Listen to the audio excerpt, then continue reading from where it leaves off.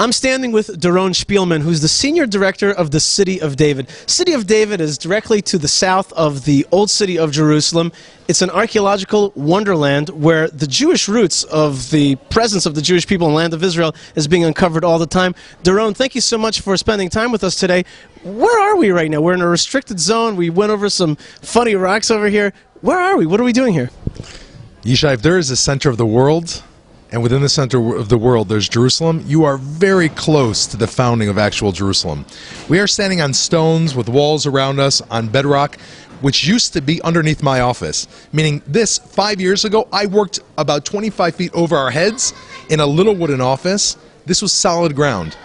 Until one day, about 5 years ago, Dr. Eilat Mazar, who works with the Israel Antiquities Authority, she came into my office and she said, Doron, I want to show you a picture. She took out a picture and laid it on my table. It was this picture of this pillar head. She said, Doron, do you know what this is? I said, Eilat, everyone in Israel knows what this is. It's on the 5 shekel coin. I brought a 5 shekel to show you. See? 1 to 1, baby, 1 to 1. All right, 5 shekel coin, I see that. Okay. So what is it, a 5 shekel coin? Why did this make the 5 shekel coin? Everywhere in Israel you go, where there's a palace from one of our kings, David, Solomon, and afterwards, we have found these pillar heads, meaning these adorned the top of beautiful pillars. She lays this picture on my desk and says, Doron, in the Jordanian phase, when the Jordanians occupied Jerusalem, this was found in the city of David. I said, Eilat, everybody knows this. What's the story? She said, listen, I drew a line from where this was found, showing how it must have rolled down the hill, and the place it originated from is underneath your office. Now, Yishai, when she said that to me, I was 25 feet over our heads, and I remember tapping the floor with my foot, saying, there's no way King David's palace is beneath my feet. She said that King David's palace was here. And that launched an excavation which uncovered perhaps the most important archaeology ever connecting our people to Israel. King David's palace, those are big words. Those are 3 big words. And when you say King David's palace and the fact that you're finding it here, that just says that Jewish history is real, that it happened here, and that there was such a person, there is such a hero, there's such a leader. And that's something that we're going to explore today. You're going to show us around a little bit about the city of David. You're going to show us the beauties of this site, and you're going to also show us how this has become such a mainstream concept in the story of modern-day Israel. Well, I'll tell you, when Eilat came here and we dug down, she found all around me these walls, massive dress stones which were cut with tools. Underneath these stone walls, she pulls out pieces of pottery which date to the Jebusites. And if you look at who King David captures Jerusalem from, he captures it from the Jebusites. If you pull out pottery from within these walls, she says that the pottery relates to King David. This is today perhaps the largest archaeological debate in Israel. Is the pottery within these walls connected to David or somebody after? I remember the entire academic world was fighting, it is David, it's not David. One day, I said to Eilat, listen, with all this screaming, is there anything that nobody's screaming about? Is there anything we can agree on? She said, listen, I'll call you if there is. On a Thursday afternoon, maybe 4 years ago, she calls me, said, Doron, our workers were sifting, and they pulled out of the ground a bula, which is an ancient clay stamp. We used to use clay, not wax at the time. We would stamp it with our rings, and it would seal a document. I said, Eilat, is there a name on the stamp? She said, I don't know, I have to melt it down. She calls me 5 minutes before Shabbat. You know what it's like 5 minutes before Shabbat? Everybody's running around like crazy. I said, Eilat, what's the name? She said, Doron, go get Sefer Yirmiyahu. So I opened up Sefer Yirmiyahu. She said, turn to chapter 37 and chapter 38. Do you know what the story's about? And the story, if Jerusalem begins with David, it goes father, son, until it ends with Tzidkiyahu. In the moments before Jerusalem falls to the Babylonians in 586, Tzidkiyahu sends a messenger to Jeremiah the prophet to ask for a bracha. Jeremiah sends him back a message saying, this is it, the city is over. Hashem has left you, give up now.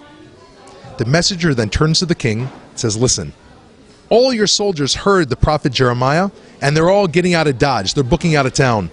You have to kill this prophet now, or you're going to have no soldiers left. So the king sends the messenger to kill the prophet.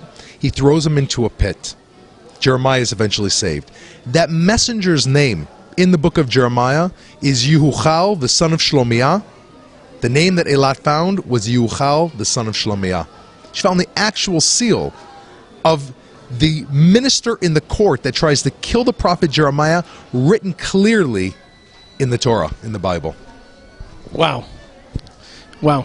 And so Jeremiah saw the destruction of Jerusalem, but he also was given the prophecy that the houses and the fields and the people will return, and that the Jewish people will return to the land of Israel. And I guess that's part of the story, finding the ancient connection to Israel, but also knowing that we are back and that it's all happening right now. So, Doron, you found the Bula of Yehuchal ben Shlomiah ben Shvi. It is pretty much incontrovertible. That is the name that you found, that is found in the book of Jeremiah. That is the Bula that you found here in the city of David. Can anybody argue about that? Is that one of those moments where it's an aha moment and nobody could say, well, the Jewish people were not here? Or can they? Well, I'll tell you, Yishai, 95% of the world went crazy over this discovery. Keeping in mind, 95% of the world respects the Bible. It was on the cover of the New York Times, it was in the Jewish press, it was in all the major newspapers throughout the world. However, as soon as it went out, I started getting emails into my inbox from all these Arab websites saying this is some form of Zionist propaganda geared to recreate Jewish history, saying there's no proof that this Yuchal is the same Yuchal in the Bible. This is where I learned that God has a sense of humor. Keeping in mind, Yishai, that for every seal, every bully you find, thousands never make it to the surface. They're broken, they're ruined, they're lost. At that point in time, 3 months later, 30 feet from where we were standing, where we found the original one, a second seal was found, which in itself is incredible. We melted down the name, and on that seal, it says, Gedaliyahu, the son of Pashhur. If you open the book of Jeremiah and you look at Yehuchal, the son of Shlomiah, when he went to kill the prophet Jeremiah, he took 3 people with him. One of them was Gedaliyahu, the son of Pashhur. For the first time in archaeological history, you have 2 names which appear in the same sentence of the Bible, found in the same excavation at a distance of 30 feet from each other. That, my friend, is totally incontrovertible proof. And that's also a miracle. And that's also something that's just sent chills down my spine. I mean, how come their seals were here? Why did they just drop their seals? How did that happen exactly, that it was found so close together? What was the circumstance by which you guess, these seals were found so close to one another? Well, you lead to the main point here, and that's an excellent question. Clearly, if we find 2 seals, which already shows that they're royal people of importance, with 2 names that made it into the big book, and both of these 2 people knew Jeremiah, clearly you are standing in a place that was used during the biblical period, that ministers and kings and government officials and prophets were walking through, and that is another great proof that this could be the palace of King David, and in any case, this was a major building from the First Temple period. Maybe a high court building or some kind of government building? Absolutely. These were documents that had been signed. Probably the documents were burnt away by the Babylonians, and the same fire that burnt away those documents cooked and burned these seals like in a kiln and preserved them for 2,600 years.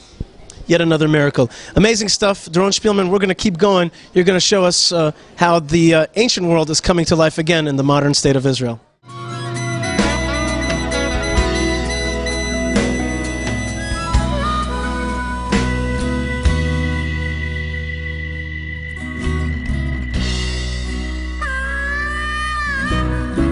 I'm here with Doron Spielman, Senior Director of the City of David.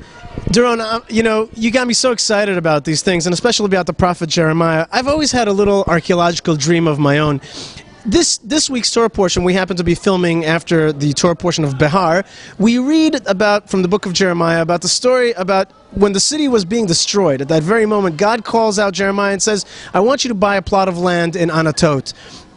And it's a kind of sign that though the city is being destroyed, it shall live on. The Jewish people shall return. It will be destroyed now, but there will be a second coming, if you will, okay? We will return. And Jeremiah, is very kind of moved. He's living it. He's seeing the destruction of Jerusalem. He signs a document. He puts it in an earthenware vessel, and he says this is going to be a sign that indeed we shall return again, and that houses will be built, fields will be bought, children are going to play. It's going to be that Jeremiah-esque vision of that great return that will come one day. Is there a chance to find that very document? Because if we find that document, won't that be the greatest sign that we are actually in this return of the Jewish people to the land of Israel? And I understood that document was signed outside of the city of Jerusalem in Anatot, but maybe I was wrong about that. I'll tell you, Yishai, if we're going to find that document, it's going to be within the Dalet Amot, within the few meters that we're digging right now. What the Bible tells us in the Haftorah for Parshat Bahar is that Jeremiah was locked in the dungeon in Chetzer Matara, which is the area somewhere between the Beit HaMikdash and the palace of King David, right in this area. As a matter of fact, right next to me is a hole which goes into an underground cistern. This could be the cistern that Jeremiah was thrown into. Who knows? It could be. It could be this one. It could be a few meters away. When Jeremiah stamps that document, it was then placed in an earthenware vessel. That vessel would have been in Jerusalem, kept for safekeeping in Jerusalem. All the documents were stored in the Central Archive. This room that we're in now could be the Central Archive. That could be why we find so many seals. This could be right here. However, the Babylonians come in, they destroy this entire area with fire, and we find remnants of that fire in this palace. When they did so, that scroll could have been burnt away. If it was, that seal could have been burned like in a kiln and could be waiting for us to pluck out of the wall, underneath a stone. It could be here. It could be under any stone around us. We've already found 2 people connected to the prophet Jeremiah. It's a short jump to find that of the prophet himself. That would be something else. You know what? I'm not an archaeologist, but I'm willing to bet that we're still going to even find that document, because that document is a promise. That document is a promise that we will return, and the city of David is making that happen today. So let's keep going, Doron. Let's see what else you're going to show us in this wonderland. ירושלים מרים סביב לה, סביב לה, והשם סביב לעמו, מעתה ועד עולם. ירושלים מרים סביב לה, סביב לה, והשם.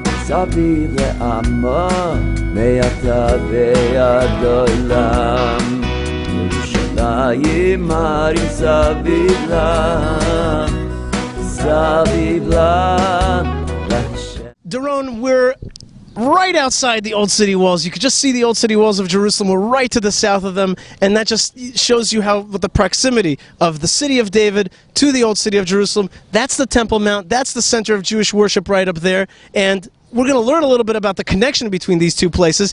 But what's funny is that right behind me, I remember this used to be a nice parking lot. It's no longer a parking lot. You guys seem to undermine all of your structures at some point. You're absolutely correct. Listen, every great archaeological site or great tourism center needs parking, and we thought we had it. We had 250 cars parking here. Until about 8 years ago, 2 archaeologists from Hebrew University came, and they said, listen, we want you to clear off all your cars for a week, and we are going to take an MRI underneath your parking lot. It was new technology, wasn't used so well. We said, yalla, let's try it. We went through, we cleared all the cars out of the way, and they took a photograph underneath the ground, which they recreated using a computer algorithm, and they brought us a picture. The picture showed walls, bridges, and most importantly, water cisterns full of water, trapped in 8 different layers beneath the ground, showing that underneath our parking lot, there is a world. The history book of Jerusalem was underneath this parking lot. You want to go take a look? Let's go take a look. Let's see it.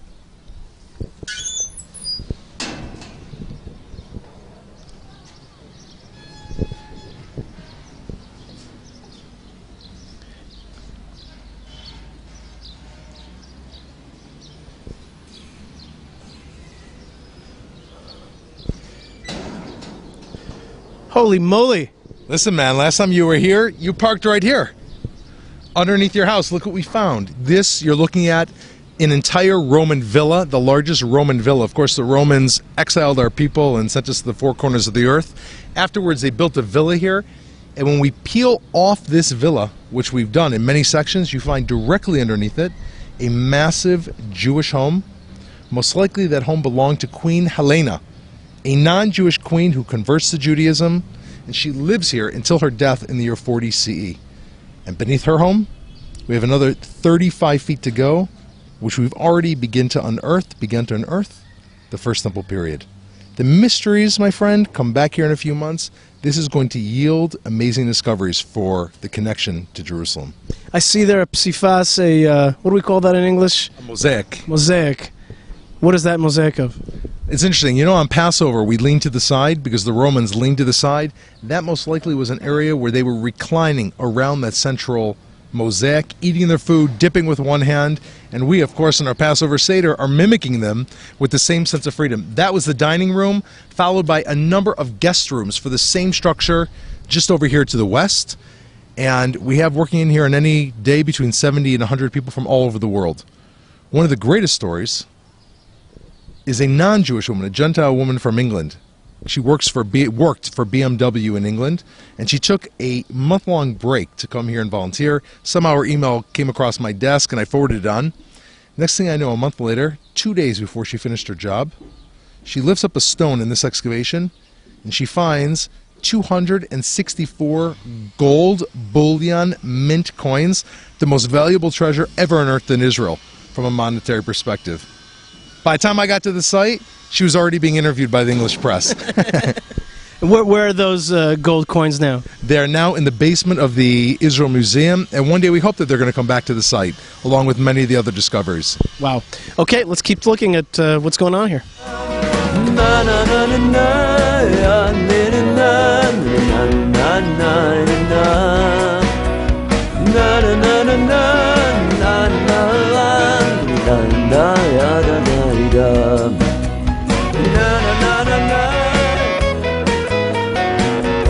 Doron, we've learned about the First Temple period, and it was basically finished off with Jeremiah. 586 BC, Babylonians come in, destroy it. 70 years later, some people disagree with that, but the Jews come back and start rebuilding the temple. Ezra, Nehemiah, Zerubbabel, a whole period begins. And that period ends with the colossal rebuilding or remaking of the temple in grand Roman-style fashion under King Herod. It was one of the most brilliant structures of the ancient world, and people came from all over the world to see it. But what about the typical Jew who came in from, I don't know, like Modi'in, for example? I gave an example. Modi'in is where the Maccabees are from. They're coming up to the temple, and they want to get up to the Temple Mount. But you can't just go up to the Temple Mount. You got to prepare. You got to be ritually pure. You got to be ready. Give me a little bit of a feeling of what it was like to go up to the Temple Mount in ancient days. Well, you know, the best comparison I can give, Yishai, is actually of the Hajj. Today, you ask anyone around the world, what is the greatest pilgrimage in the world? Everyone says the Hajj. But we know Hajj comes from the Hebrew word Chag. Chag Pesach, the holiday of Passover, Chag Shavuot and Chag Sukkot. The Jewish idea of a holiday wasn't just sitting and eating gefilte fish. It meant meeting with your family at the footsteps of Jerusalem, purifying yourself and washing away the dirt of the day, and ascending up to communicate with God. And that experience happened at the bottom of the city of David. Now, one of the greatest problems with what I'm saying is that even Josephus himself, the historian, says that he saw hundreds and thousands of Jewish people on the Temple Mount. Hundreds and thousands. Now, archaeologists asked for years. It's impossible for one reason. There were enough Jews, but there weren't enough mikvahs. Could you imagine hundreds of thousands of people going in and out of the jacuzzi at the local Jewish center? It's an impossible dream. It just can't happen. Look how much time it takes. Until 2004. I remember I got a call at my office that there was a sewage leak in the city of David. The city was in the middle of repairing the sewage leak when they unearthed a massive set of stairs. We began immediately sent crews. They dug the stairs. You're talking about a pool with stairs leading into it on all four sides, much larger than an Olympic-sized pool, down at the bottom of the city of David. So people would immerse into a pool, become pure, then they had another problem. From that pool up to the temple, you had to walk 2,300 feet. How could you walk? If you're Tahor and I'm Tameh, you're pure and I'm impure and I bump into you, you've got to go back in. So remember the archaeologists at the time, Ronnie Reich and Eli Shukran, they said, if this is in fact a mikvah, we will find a road which leads from this pool to the temple. That, my friend, was prophecy, and that road was found. And that's what we're about to see. So the road is going to lead from down here all the way up there. That's right. All right. That road leads all the way up. We have pictures of it as the stones, the stairs carry up. We're in the middle of excavating the road. We've excavated about 350 feet of it. What we found, which is quite amazing, is beneath the road, there is a water tunnel, large enough for a person to stand in, and that area you can clean out very quickly. That is the section today that is going to take us all the way up from now to the floor stones of the Temple Mount, while over our heads we'll touch the stones of the road. So we're going to go underneath the road. Underneath the road of where our fathers and mothers 2,000 years ago walked up to worship years before Jesus, 600 years before Muhammad. Let's go. Doron, for the claustrophobics, this is starting to get a little tight here. We're standing on a north-south axis, and the walls are getting kind of squishy. Why are they squishy? What's to the south? What's to the north? First of all, Yishak, over your head is the Herodian Road. I'm going to show you the floorstones of the road in a few minutes. We are in the water channel, which is just about the width of a person, stood about 2 meters high, where the water would run down from the upper city all the way underneath the city of David to irrigate the fields at the bottom. Herod did not leave out a single detail. Now, there's no question when Herod built this, he also had something else in mind, which was that if the city should ever go to war again, this would be the underground matrix by which our fighters would go underneath the ground and battle their enemies, which in fact happened. Just to the north of us, we're going to walk to this day north towards the direction of the Beit HaMikdash till we get to the floorstones of the Kotel, and to the south, you would hit the Shiloach pool. We're standing in the middle of that crossroads. Awesome, awesome. Okay, underneath the ground, in a channel. All right, let's do it. I understand that we're here in this water channel. That's right. There it is. Take a look. There it is. There's the water channel. And the road is right above us. That's where all the people are going up to the Temple Mount. Their feet were right here. This is the road. Our forefathers and foremothers and their children were walking on their pilgrimage to the Beit HaMikdash right here 2,000 years ago. ירושלים מרים סביב לה, סביב לה, השם סביב לעמו, מעתה ועד עולם. ירושלים מרים סביב לה, סביב לה, השם סביב. Okay, we're here in the tunnels, and it's still getting a little bit tighter. Doron, how are you feeling here? Very close to you, Yishai. What is this thing? What is this? This metal pipe was used is used today to transport our bags from the people excavating in the north. The bags slide down this pipe about 350 feet until they hit the drop-off point where they're collected and sifted. This is a transportation shaft which one of our workers came up with and saved us about 1 million shekels a year just by putting this in. Wow. Okay, this was a place of breakthrough for you, is that right? That's correct. What was the breakthrough? In this area, last January, meaning 15 months ago January 2011, our teams have been digging for months, swinging their axe day after day for years. We thought we had another 2 years of work before we would make it to the Western Wall. One night in January, one of the workers swung his axe, and right here, it opened on this top layer. From here, about to the bar, it was open. We crawled on our stomachs all the way through here, all the way north in one day.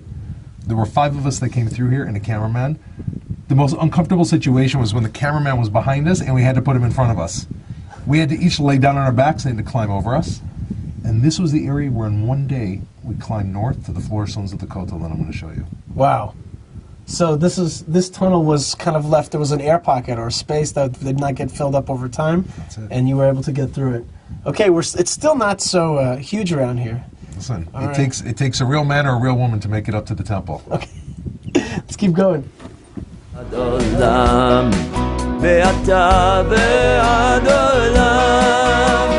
נה נה נה נה נה, נה נה נה נה נה נה. Na na na na na na na na na ya da da da. Na na na na na.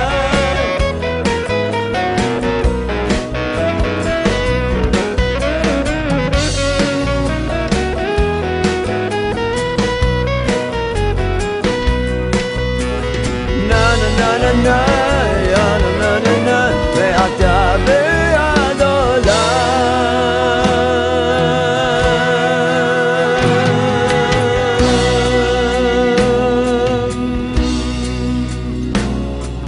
I realized that while this was a planned place for Herod to make sure that the water exits the city and irrigates the fields below, and that this was also used in case there would be warfare above and fighters can sneak around underneath.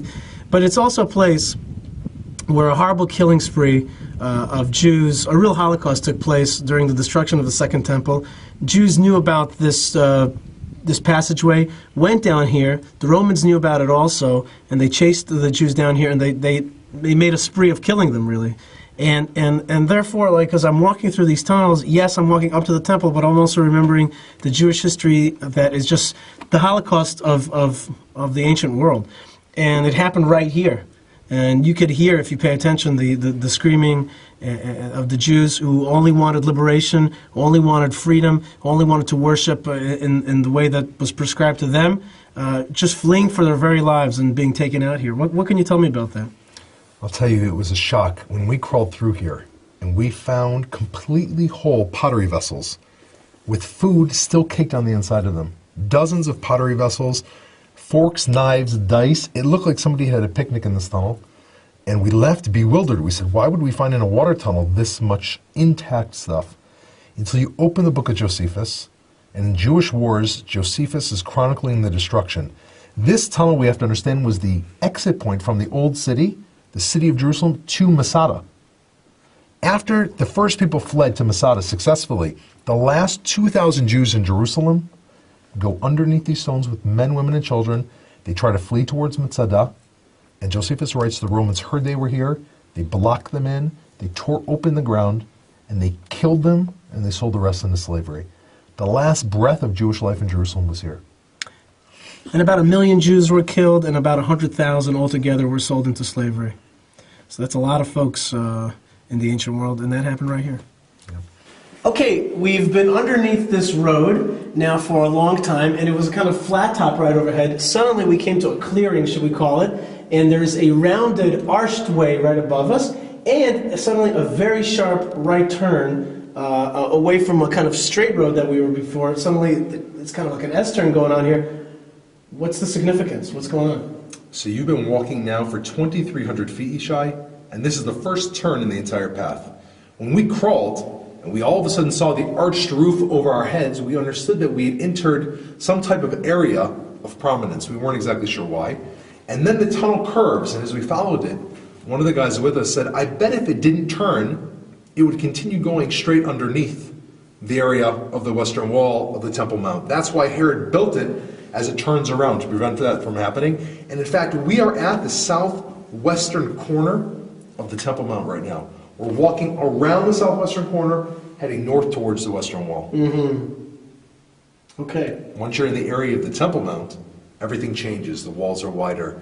The roof is arched and bigger. This was an area that was used on a much greater level because this is where all the holy worshiping was taking place. But this was still the water channel? Still the water channel.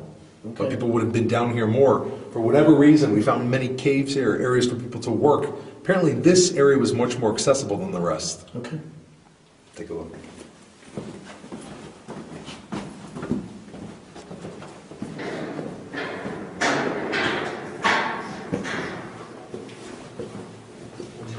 You crawled all these feet, 2,300 feet, until you got to this room. This room has some kind of chimney, some kind of skylight, and here you were able to turn around. Where are we at?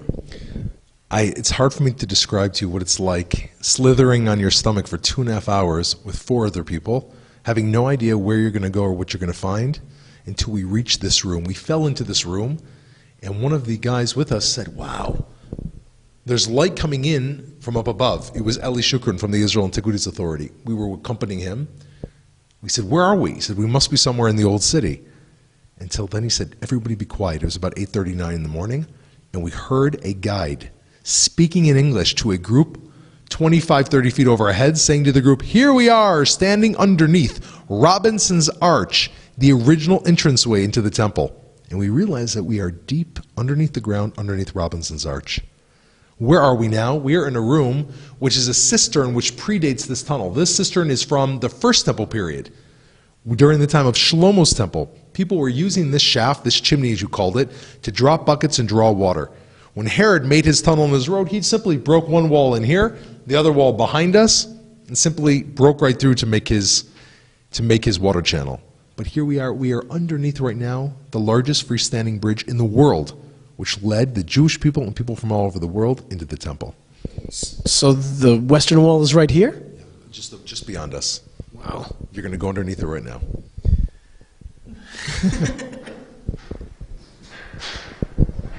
I'm seeing something a little bit irregular here. There's a gigantic stone that has somehow, seems like it fallen into the tunnel, and yet kind of built around it is the mason work around the this gigantic stone. God, that must weigh, what, 30, 40 tons? What does it weigh? 5 tons, but but it's still a lot. It's about five cars, just one of these stones. In fact, we understand that this stone fell during the construction of the temple. This must have fallen. The work crews dropped a stone. It got wedged here in the tunnel, and they simply built over it and around it. Now, when we came through here, Yishai, you have to understand, Eli Shukran, the archaeologist, said, wait a second, I've seen that stone before. I said, where? He said, Charles Warren, who was sent here by Queen Victoria in the 1860s to look for treasure, there's a drawing that they made of him at the time underneath the stone. We crawled out. We went online. We found the actual picture, the drawing of Charles Warren, the great archaeologist of ancient Israel, standing underneath this stone. This picture is 1867. There's Charles Warren underneath the stone. And here we are, continuing the journey looking for treasure. So he was lost? This. Sure, we had the picture, but we didn't know where Charles Warren ever was. He climbed out, left. The Muslims covered up all the holes, and nobody ever came down here again. Wow. So knowledge is oftentimes lost and refound again, and that's the story of archaeology. Hopefully this time we won't lose it again, right? That's the hope. It's here to stay. Doron, when people show up at the Western Wall, they're always amazed at the spiritual site, and people from all over the world are showing up.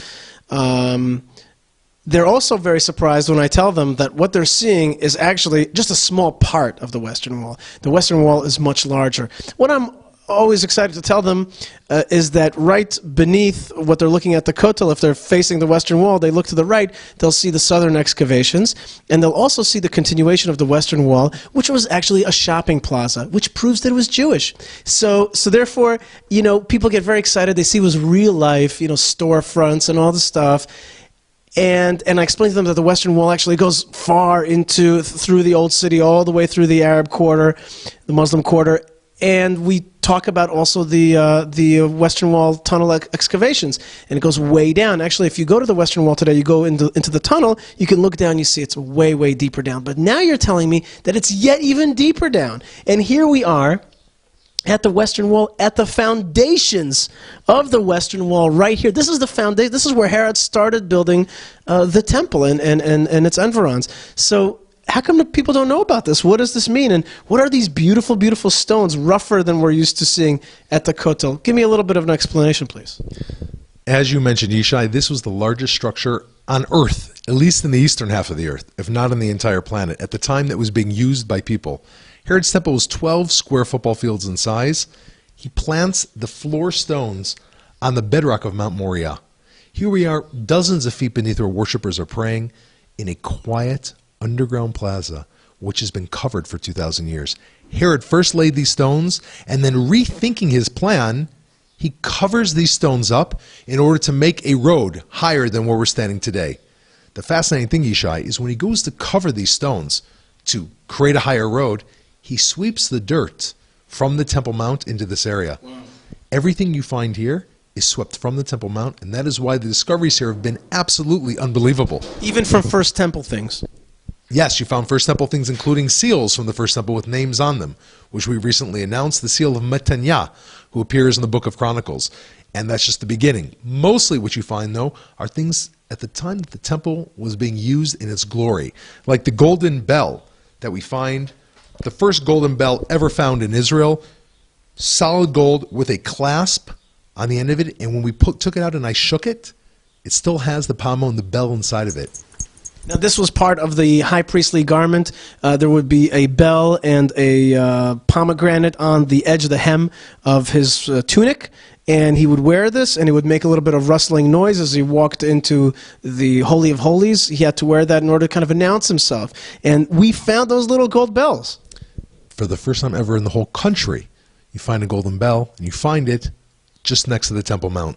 The likelihood that this came from his garment, like you said, is incredibly high, according to all archaeological opinions. But that was just one thing we found.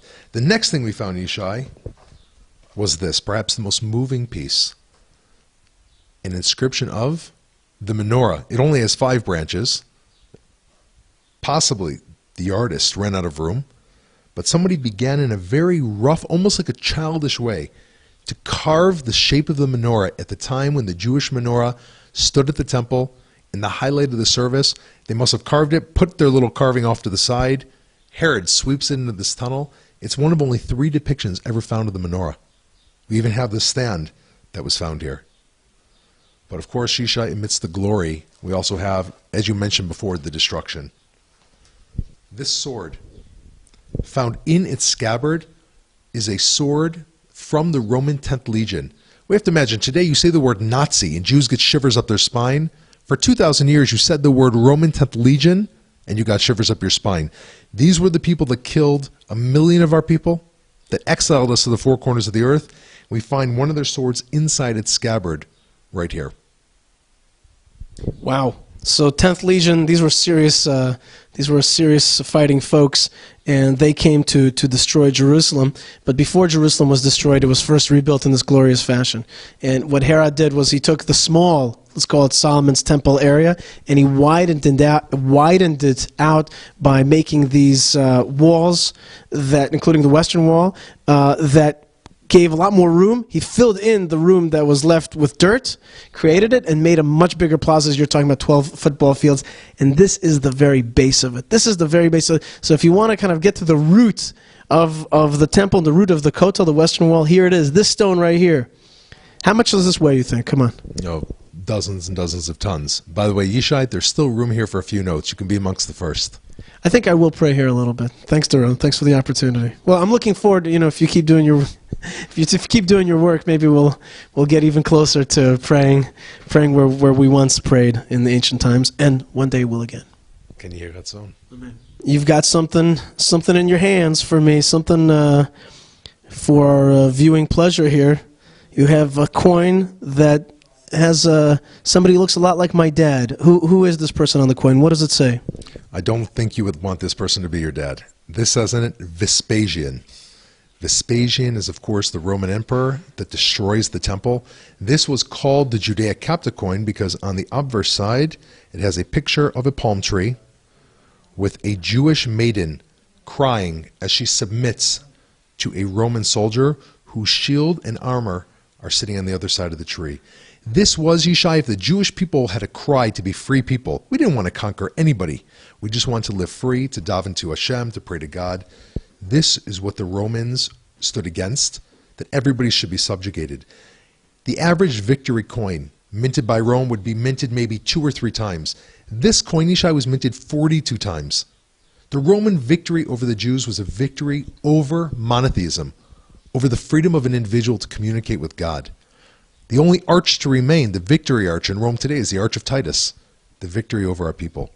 Well, there's another side to the victory of the Romans over the Jews, and the fact that they printed these coins. It shows what an intense enemy the Jews were.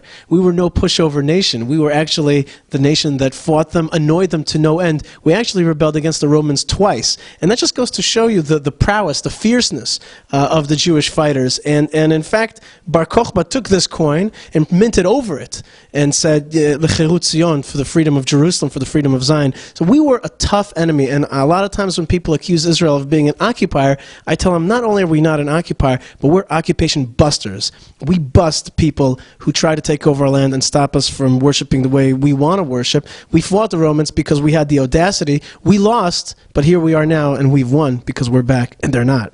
Right.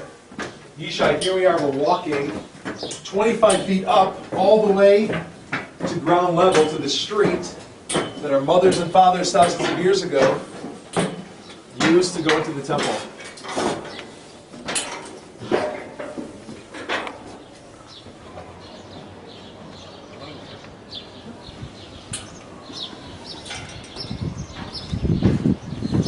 Daylight. Wow. Woo! Oh my gosh. Oh my God. Oh my gosh, this was the most exciting staircase I've ever climbed in my life. We're at the continuation of the Western Wall. It's It is breathtaking. I can't believe it. I just came out from underground. I just walked the way of my forefathers. Doron Spielman, you're the senior director of the City of David. Right behind us, we climbed out of a tunnel that connected the City of David to the Western Wall. And behind us here is a mound of stones. Beautiful, huge, many-ton stones. They were thrown down by the Romans as they were destroying the Second Temple. But they did not stop at the physical destruction of the Second Temple. The next step was Hadrian's brilliant effort to undermine Jewish history by changing the name of Jerusalem to Aeola Capitolina and the name of Israel to Syria Palestina. He basically renamed Israel Palestine. And one of the main fights that we have today is not only the physical fight of the right for the Jewish people to live in the land of Israel. We're constantly being terrorized and warred against. There's also a media or information war where the very history of the Jewish people is being challenged over and over again. Ahmadinejad, his main claim is, we're not from here. You're not from the Middle East. You're a European problem. You weren't from here. You're not from this whole region. He undercuts Abraham's Middle Eastern nature, the fact that he was first from Iraq and then to Turkey and then to the Holy Land, then to Egypt, then back to the Holy Land. He undercuts Persian history, which shows that Judaism was there 1,500 years before Islam. But he constantly makes an effort to point out that we have no history in Jerusalem. The great historian Arafat also uncovered a lot of these truths that we actually never ever lived here. And yet all your work, and the City of David's work, and all the archaeologists who are doing great work, the Antiquities Authority uncovering our history, are proving otherwise. What do you say to all those that claim that we have no history and therefore no rights in this land? You know, Yishai, I would separate into three. There are people who know the truth of their history. There are people who will deny all truth at all expense, radical jihadists, Islamic radicals, which you can show them proof in front of their eyes, and because of this new effort to rewrite history, they'll deny it. Neither of those two camps are the ones we need to really be concerned with. What we need to be concerned with, Yishai, is the average man and woman throughout the world who wants truth, who wants to know what happened here. And to those people, the City of David firmly explains that our people suffered this destruction 2,000 years ago. We lived here with two incredible dynasties beforehand, and the dream of that dynasty and the feeling of that dynasty never ever left our souls until we came back to this land. And everything you pull out of the ground in the City of David, every stone you overturn is another element of that, which is why here we are next to the Temple Mount. Ikrim Sabri, the Mufti of the Temple Mount, once said in a Friday sermon, or many times said, any stone you turn over in Jerusalem, not one of them shows Jewish history. He has to say this, Yishai, because every little child that kicks a bit of sand here uncovers 3,000 years of our people's history here. That's the power of where we are. Nobody can erase us. These stones may have fallen, but we're back here today. They can say that this place is called Palestine, but we know in everything we uncover is Israel. It was, it is, and it always will be. The Hadrianic War continues, and we are determined to win it. We are determined to know our own history, to know our truth, and therefore to know our rights. And I guess in the end, we're fighting the same battle, which is Lecherut Zion, for the liberation of Zion. Doron Spielman, thank you so much for being with us. Thank you, Yishai. It's an honor.